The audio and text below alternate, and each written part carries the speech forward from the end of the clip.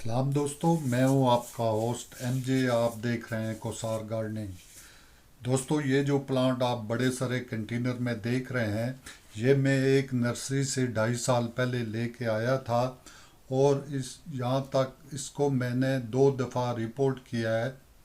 एक पहले छोटे गमले में था, फिर इसको मैंने थोड़े बड़े गमले में शिफ्ट किया था 6 महीने के बाद। और फिर साल पहले इसे मैं एक बड़े कंटेनर में रिपोर्ट किया है।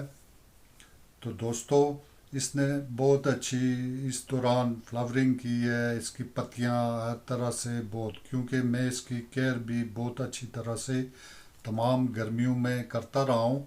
इसको फर्टिलाइज़र की भी ज़रूरत पड़ती है। इसको आप लिक्विड फर्टिलाइज़र या एनपीके दे सकते हैं, कोई मसला नहीं है। और इसकी केयर नवंबर में, अक्टूबर में अगर आपके पास टाइम है तो इसकी अच्छी तरह से देखभाल करें। इसकी पत्तियों को साफ़ करें, इसकी मिट्टी को निकालें बाहर, जो जड़ों के ऊपर है उस तमाम मिट्टी को निकाल दें और नया फर्टिलाइज़र दे के नई कंपोस्ट डालें।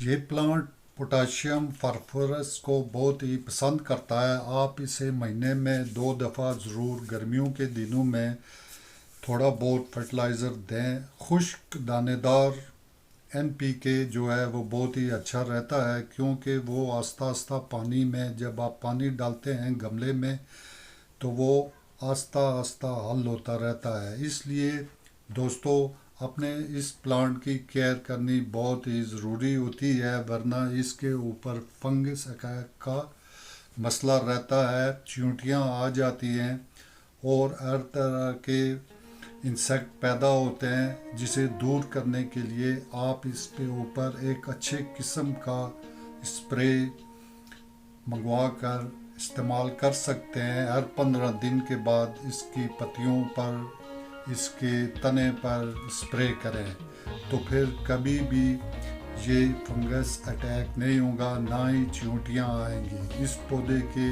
इर्द गिर्द अगर आप विनेगर भी रख सकते हैं तो रख दें थोड़ी बहुत, उससे भी चींटियाँ जो हैं वो भाग जाती हैं। तो आइए चलते हैं, वीडियो की कार्रवाई शुरू करते हैं। आप आराम से बैठें, मैं काम करता हूँ। वीडियो को दोस्तों आखिर तक ज़रूर देखना ना भूलना। ओके।